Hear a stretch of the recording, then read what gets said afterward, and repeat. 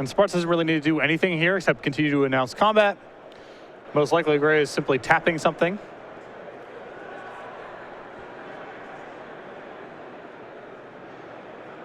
I think we might have a brutal expulsion on the way. We do. All right, so a little rare action. So you get to choose one or both. Return target creature or spell to his owner's hand. Looking to bounce that huge Eldrazi. Then you can do a 2 damage to target creature. Whatever dies is exiled. You can also send it to a Planeswalker, but we don't see that a lot in Limited. So not a bad play here from Gray. It does manage at least one of the flyers, but he's still going to be back in the same bind next turn, assuming Spartz just redeploys the Despoiler.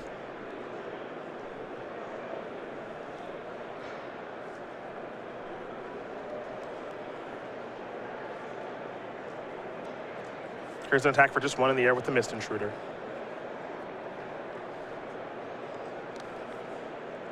And there is an island for Spartz.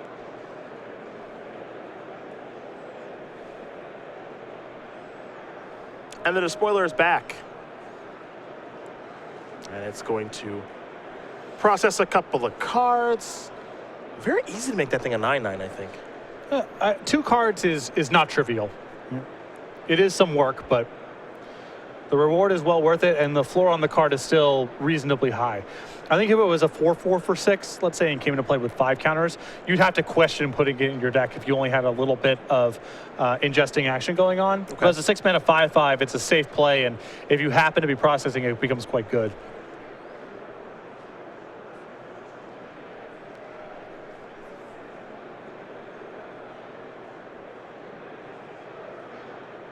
Well, the Cruiser is going to go back to doing what it was doing before, which is checking that Despoiler.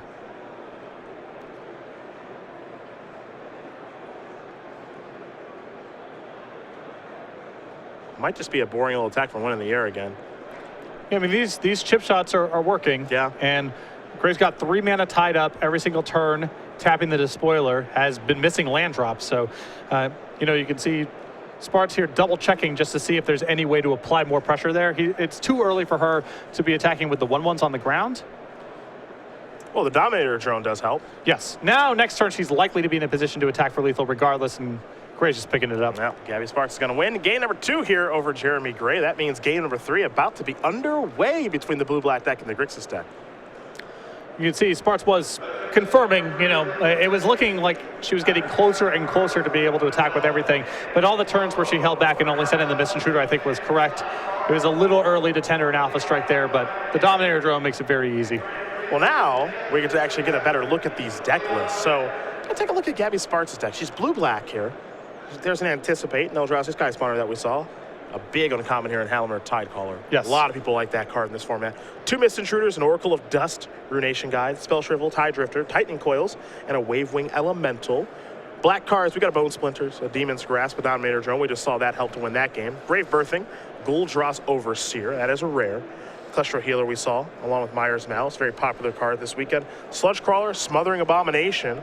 But one thing I'm always going to be looking for is a land count. I got 8 islands, 7 swamps, an Evolving Wilds, a Skyline Cascade, and a Mortuary Mire. So 18 for her as well. No question that Gray is bringing a lot of power to the table. You'd expect that in a Grixis deck. A lot of removal spells here. The downside is he is taking some liberties with his mana base. He does have 2 copies of Sludge Crawler and only 4 swamps in the deck. Okay. So that's a pretty big risk. But if he's able to draw his mana, and he does have a copy of Smoldering Marsh to help out there, along with an Evolving Wilds, he brings a lot of flyers, a lot of removal spells to the table. And you said with the Grixis deck, the full 3. Full 3. Yep. I mean, Sludge Crawler, 2 Sludge Crawler, 4 Swamp you are a full 3. It's not 2 and a splash. You can't call it that anymore. Do you see Matthias Hunt walking by with a match slip in hand? Boom.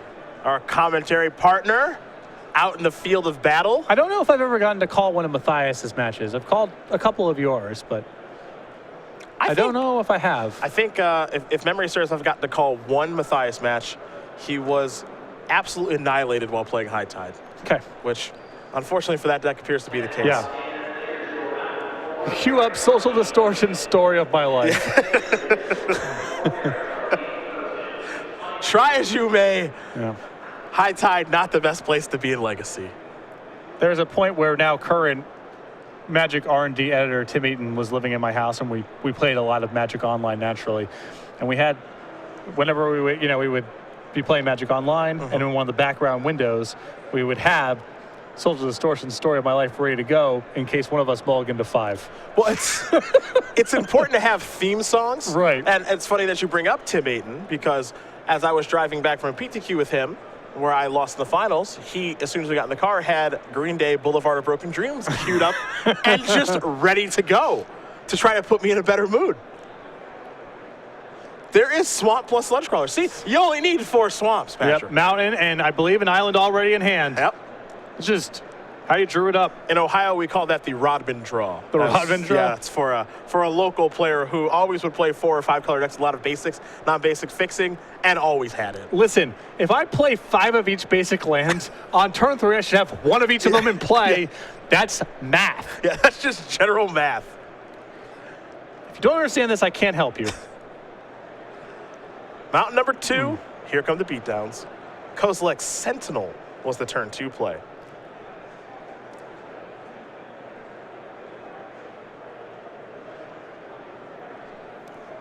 So we are going to head back Spartz's way here. And Island is land at number 3. Tide Drifter for Spartz, one of the more powerful enablers for Devoid decks. Yep. I love a wall. Now that Mist Intruder is a 1/3. Ready to block. Gray here with his Sludge Crawlers and his 4 swamps. He's got Ugin's Insight in his deck and red cards. The mana comes together, looks great. Not going to come together every game. You're very right. You're very right. Touch of the Void took care of the Mist Intruder. Some more beatdowns there. And this 05 is going to buy Spartz a lot of time to get her hand online. The one thing you know as a player, though, when you sign up playing a deck like this with this kind of mana, you are signing up for some losses, but you're also maybe potentially signing up for a whole bunch of wins if things come together correctly. Yeah, and sometimes that's just the best thing you can do with your pool. Yep. Just try to cram as much power in as possible. Hope the mana works out. Cluster Healer was the follow-up there for Spartz. Just playing a little bit of defense, looking to working towards the late game. There is a swamp there for Gray. That's land number 4. Looks like no island just yet here for Jeremy.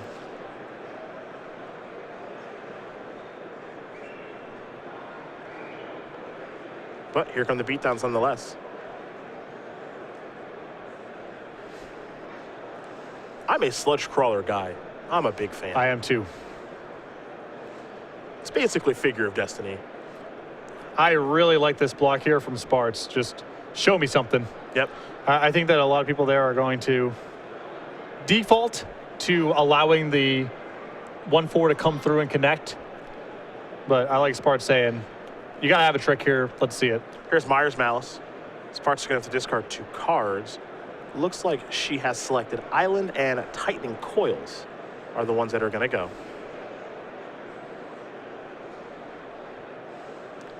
Spartz will draw.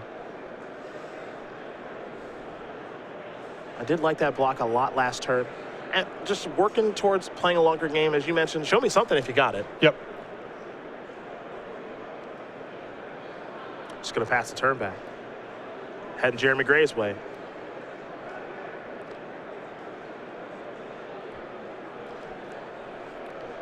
The downside here for Spartz is, as the game goes on, Gray just naturally has much better draw steps. Not only is his deck higher in raw power, but islands unlock a big part of his hand. Right now, he can't really cast anything, is the impression that I get. So Spartz does need to find either something very powerful or something aggressive to try to close this game out soon.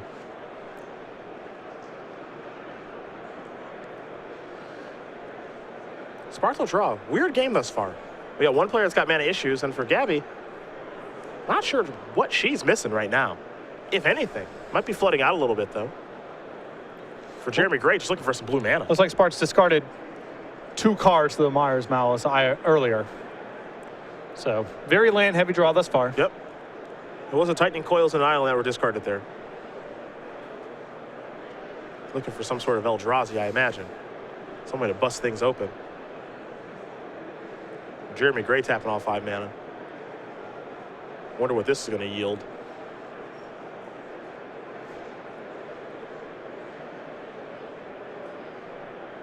It's going to bring that removal spell.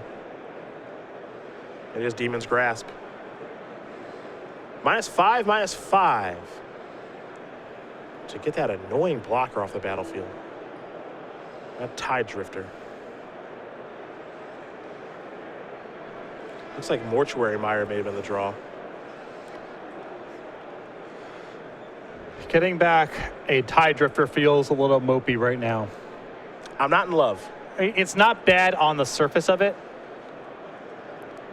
because there's a 0-5 against Gray having some creatures that it blocks.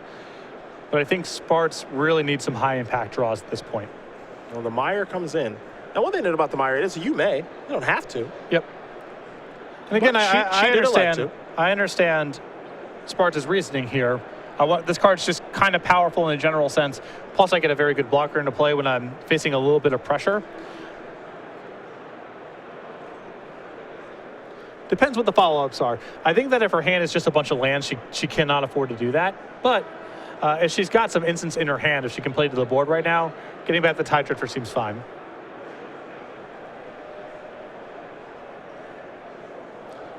I believe that's a spawning bed. Mm-hmm.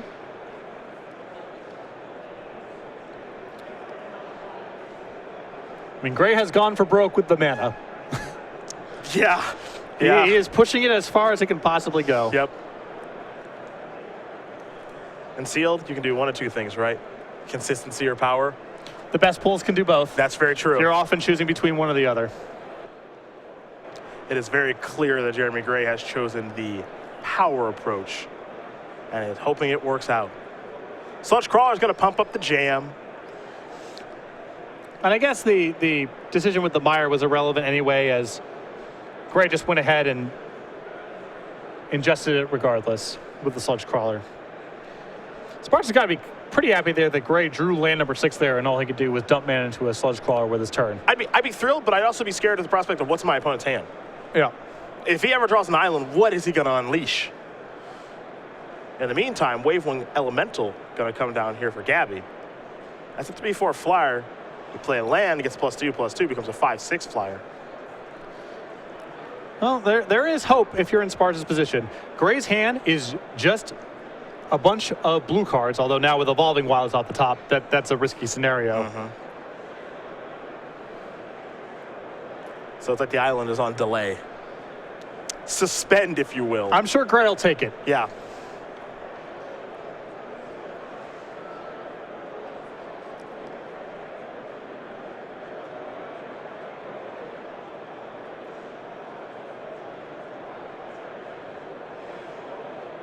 Here comes the attack hand with the Sludge Crawler. I wonder if Spartz is contemplating a double block here. It's just a single block. Okay. Only one pump necessary. So there goes the Cholesterol Healer.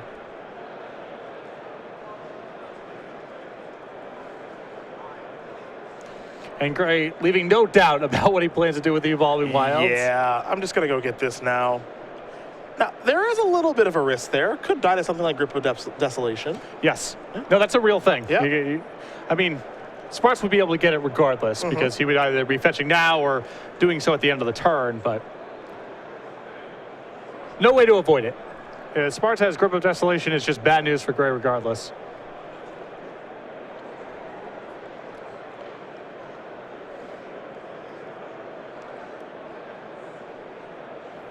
We'll see what's next here for Spartz. It's an Island Trigger Landfall and the Wavewing Elemental. In for 5 comes Gaby. This is a bunch of mana. Uh-oh. This is what this format's all about. Aha. Well, it's nothing too fancy, but a 7/8 is still a 7/8. Yeah, it's a rune processor, right?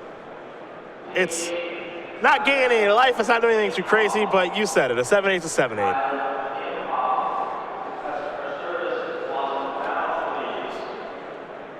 Gray can block it for a very long time, assuming he has a window to sacrifice his spawning bed. Then he's got a cushion against this card. But if his mana gets tied up in other things, he's going to be in a position soon where he has to chump block or try to block it with a bunch of stuff or use a removal spell and let the flyer keep coming through.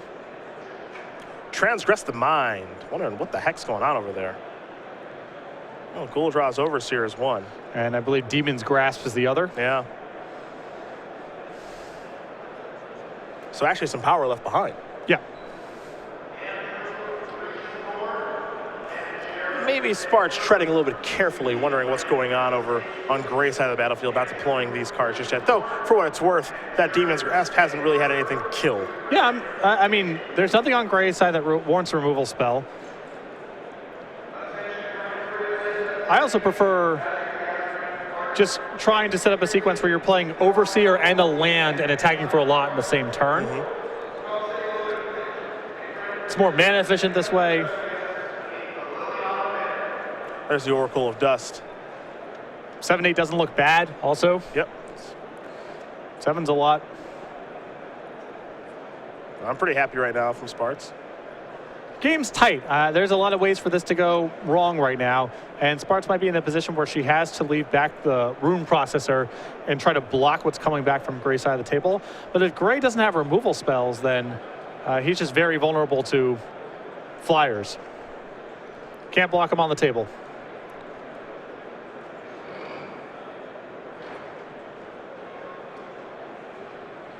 And there is the Overseer.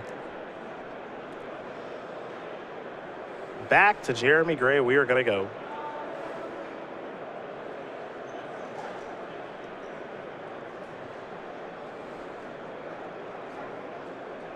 And you had to assume there was a plan here from Gray, as he could have selected the Overseer, which transgressed the mind, took a removal spell instead.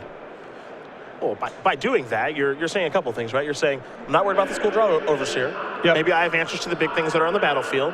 And I've got something that's big of my own that I want to resolve. Right. That's basically what you're saying by taking that removal spell. Now, there's a Cruiser and a Vile Aggregate.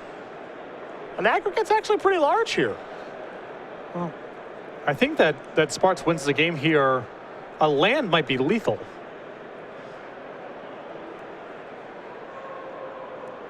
Oh, reorganizing. Maybe we're having to anticipate on the way? This is a lot of looks at a swamp. Yeah.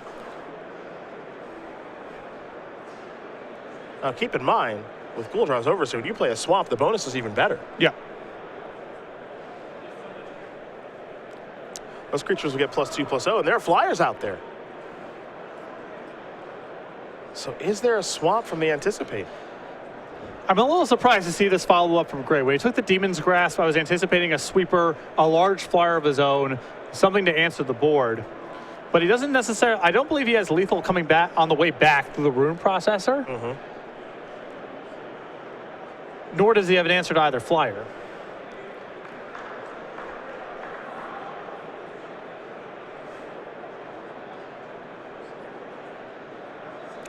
The selection has been made by Gaby Spartz off of Anticipate. I imagine with the length of time there was probably not a swamp, as this would be really straightforward. But she can take the cantrip. That's another look. Yep. And it's also valuable because it's a chump blocker potentially, and if Gray has some large alpha strike set up for next turn, one more blocker can make all the difference. Grave Birthing does allow for a cantrip there. Target opponent exiles a card from his or her graveyard. You put a 1/1 Eldrazi Scion on the battlefield, and you can draw a card. But I do not believe a swamp or even any land has been found.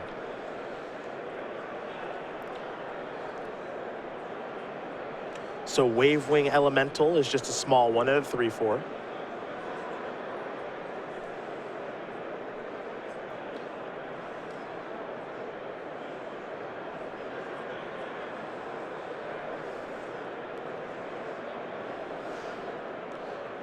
But things get a little worrisome here for Spartz if she can't get the kill next turn, especially if Gray draws an island. With another island, he gets 2 activations of Cryptic Cruiser. He may be able to simply kill Spartz depending on what she has left back. And if he can't, he can manage the flyers and try to set the kill another turn.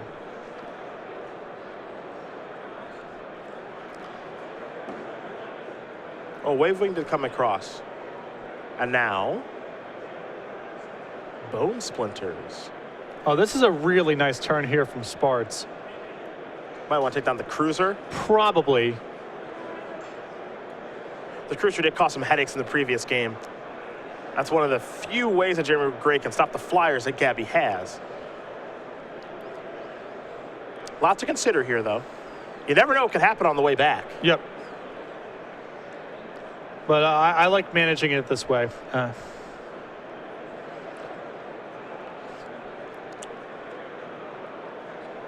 right, Jeremy Gray. Vile Aggregate. Sitting there. Pretty big right now. Could potentially grow even larger with the spawning bed that's on the battlefield. Power toughness. Excuse me. Power is equal to the number of colors creatures you control. Counts itself. Still can't punch through the room processor, I believe, even with that happening. Yeah. 4 power right now. Spawning bed would make 3, so that's 7. Rune processor, real tough guy.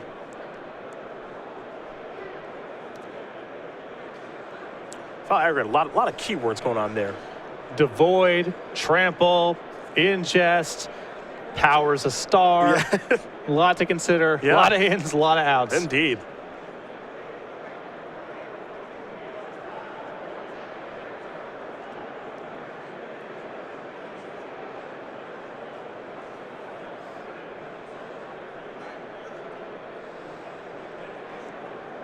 I'm curious now, you know, you could say make the attack there if you're in Spartz's position. Attack with both your flyers. He probably doesn't have you dead on the way back. Gray does have 1 copy of Turn Against in his list, and I wonder if that came up in a previous game. Sure. Because this is a slightly conservative attack, but does protect her, I believe, from that scenario. Just losing to that card straight up. Yeah. She at least gets to draw to the land the next turn for a kill, even if he has Turn Against.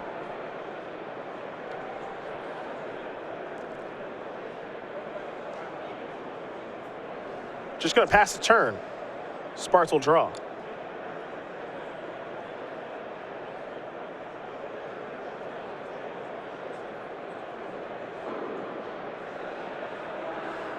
Looks like an island may have been the draw. It is. There will be some triggers here. This makes for a lethal attack if Jeremy Gray has nothing. Here they come.